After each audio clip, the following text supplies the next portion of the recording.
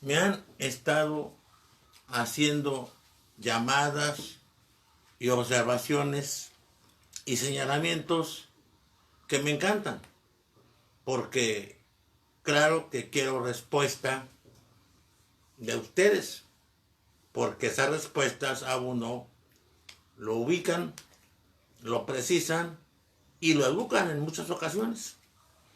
Pero hay algunas opiniones que quiero aclarar.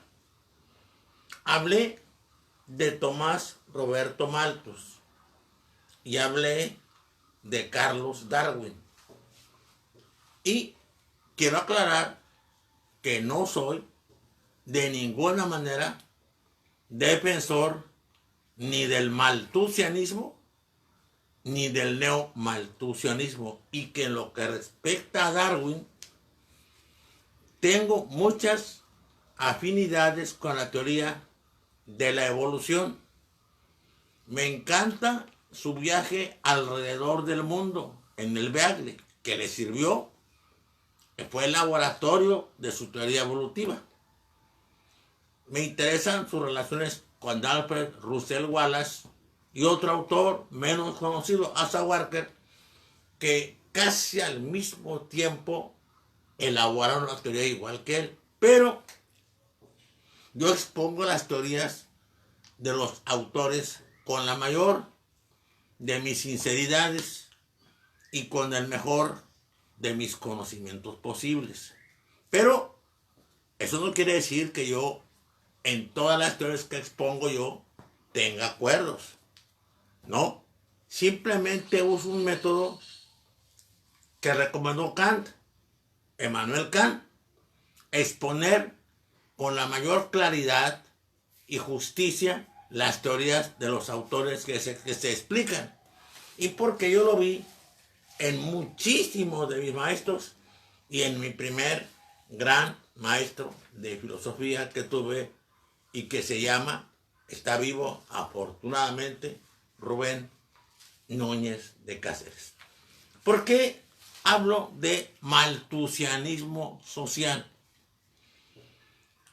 Aún ahorita hay mucha gente que considera que los pobres son un problema. Él primero que señaló que los pobres eran el gran problema de la humanidad por su existencia y por su fecundidad fue precisamente Tomás Roberto Malthus, que era un religioso anglicano.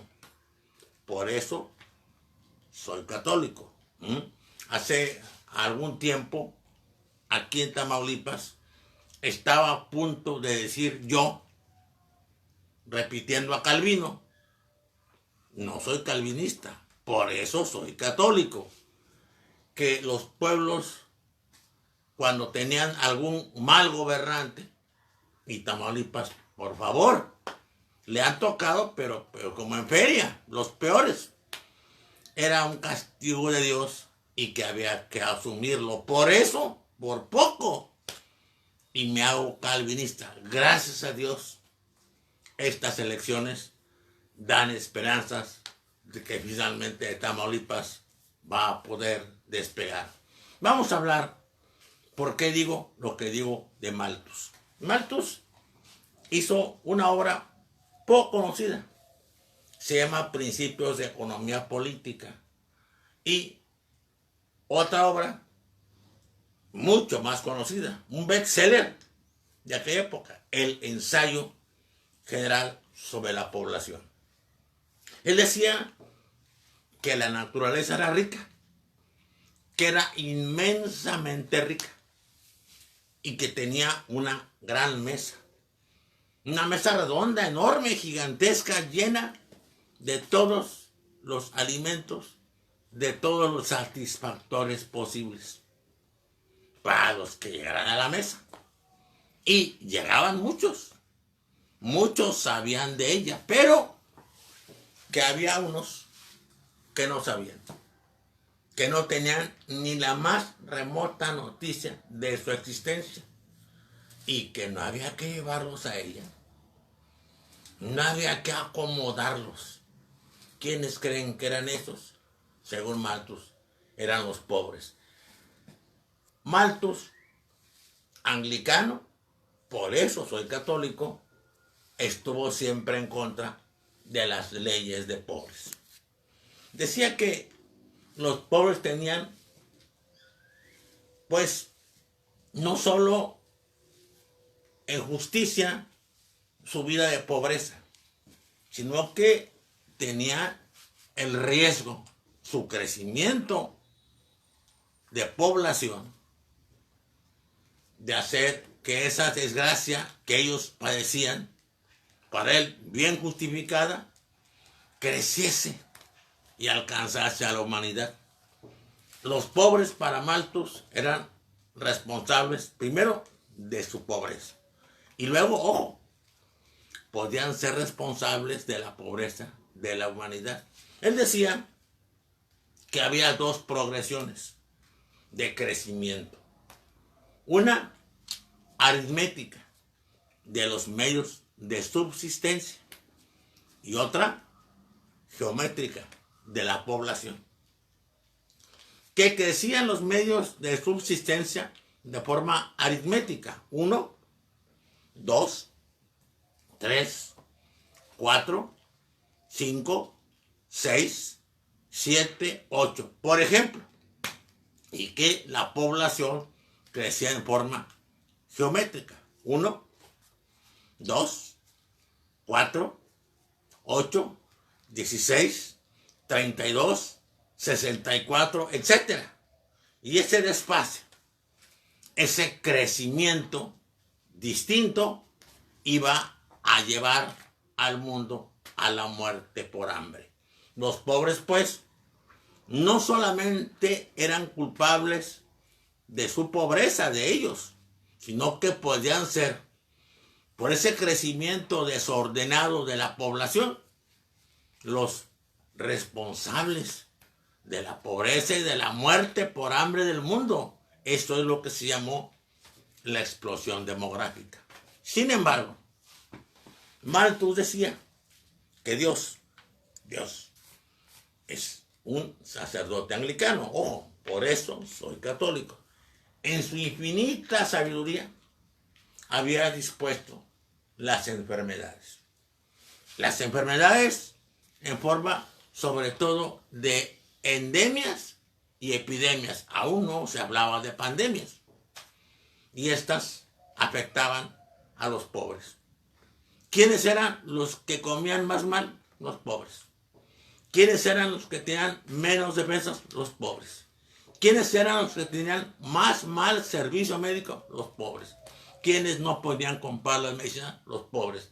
¿Quiénes vivían más hacinados y en situaciones críticas de insalubridad? Los pobres. Pues Dios había detectado bien esa situación y las enfermedades que mandaba era para seleccionar a los mejores de sus hijos para que siguieran vivos y que murieran los que no tenían derecho a seguir adelante. Ojo, palabras más, palabras menos. Esto está en la segunda edición, la primera tenía diferencias, de Tomás Roberto Malthus. Repito, sacerdote anglicano. Por eso soy católico. Pero había más. Había algo que Dios también enviaba, que eran las catástrofes, las inundaciones, los ciclones, los temblores, los deslaves, etcétera, etcétera. Y todos esos, ¿a quiénes afectaban más? ¿Quiénes tenían las viviendas en los lugares de más riesgo? ¿Quiénes tenían sus casas en los lugares donde se inundaba? Cuando había temblor, ¿cuáles casas eran las más frágiles? ¿Quiénes vivían en las faldas de los volcanes en gran peligro de sus vidas? Ya sabían, ya adivinaron. Los pobres, las catástrofes eran otra forma en que Dios ayudaba a que su mundo, este paraíso llamado tierra, este planeta azul hermosísimo, siguiera adelante, eliminando a quienes por su torpeza, por su ignorancia, por su inconsciencia, los pobres eran incapaces de resolver estos problemas tan simples que otros resolvían de forma tan clara. Pero, dice Malthus, sacerdote anglicano, repito, por eso soy católico. Resulta que esto no bastaba. Los pobres seguían haciendo más pobres, seguían produciendo más pobres. Los pobres, decía Malthus, en situaciones de bonanza relativa, se reproducen más. Y en situaciones críticas, se reproducen más. ¡Qué barbaridad! ¡Qué inconsciencia y qué fecundidad! ¡Qué altísima fecundidad de los pobres! Bueno, Dios había inventado también, dice Malthus, las guerras. Las guerras eran por situaciones muy concretas de intereses geopolíticos, se dice ahora, económicos, de grandes potentados, de grandes potencias, de grandes intereses muy localizados. Pero ¿quién peleaba en las guerras? De uno y otro país, o de varios países, la segunda, la primera, etcétera, o los conflictos ahora locales de las guerras de la posguerra, los pobres. ¿Quiénes iban a la lucha? Los pobres. ¿Quiénes morían? Pero a montones, ¿sí? La Primera Guerra Mundial, la Segunda Guerra Mundial. ¿Quiénes probaban en su mismo cuerpo las armas más letales y más pavorosas y más terribles? Por los pobres. Entonces, las guerras eran necesarias, desgraciadamente, para detener este crecimiento explosivo de la población. Por eso, uno se da cuenta que los que hoy lamentan que se les dé recursos a los viejos, van a ver por qué está también, pero ahora Darwin en contra de esto, a los de los estados del sur, a los estados que no producen riqueza.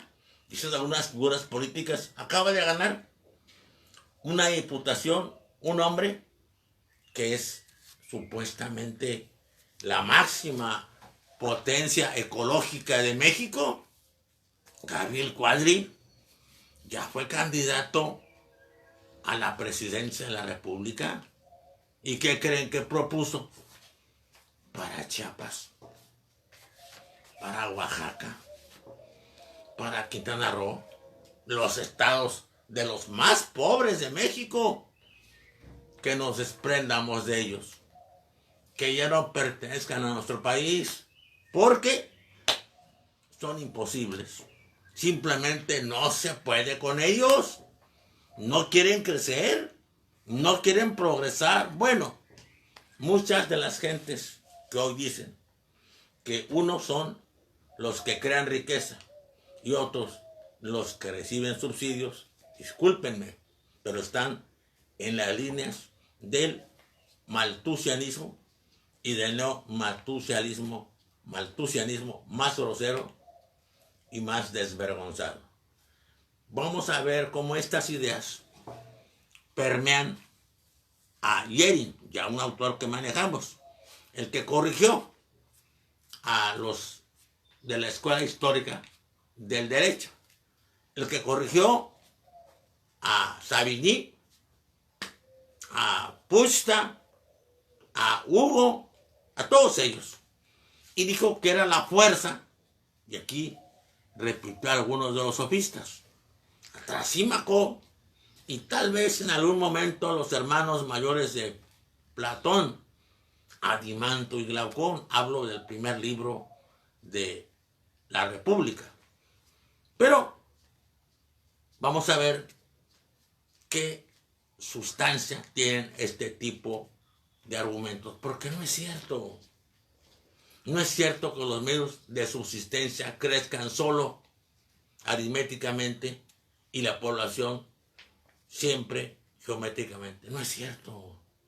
Hemos visto una hiperproductividad de muchos recursos, de muchos medios de producción y de muchas tecnologías. Lo que pasa es que no se usan para el beneficio social, se usan para el beneficio de unos cuantos. El crecimiento en medios y en cuestiones de tipo tecnológico, computacional, es impresionante. No se puede ni calcular y sin embargo ha servido casi fundamentalmente para una mejora de la vida y del estatus de los que los implementaron. Es correcto. Debe cobrar el intelecto, pero no debe ser tan reacio a participar de sus beneficios, sobre todo cuando son tan grandes que es casi imposible que los pueda gozar por completo. Necesariamente tendría que repartirlos a los demás.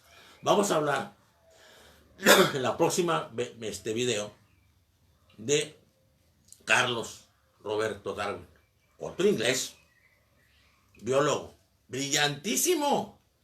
Ya platiqué que yo leí el libro de El origen del hombre, que dejó un inquilino excepcional, don Ernesto García Ortiz. Por ahí anda su hijo, que es doctor también, muy brillante, y sus hermanas, no me acuerdo bien el nombre de ellas, Vita, una de ellas, que son una familia maravillosa. El libro quedó olvidado, no se fueron debiendo renta, pagaron, eran gente muy seria, muy formal, tanto él como su señora esposa, muy serios. Pero ese libro lo leí y me impactó mucho. Van a ver por qué.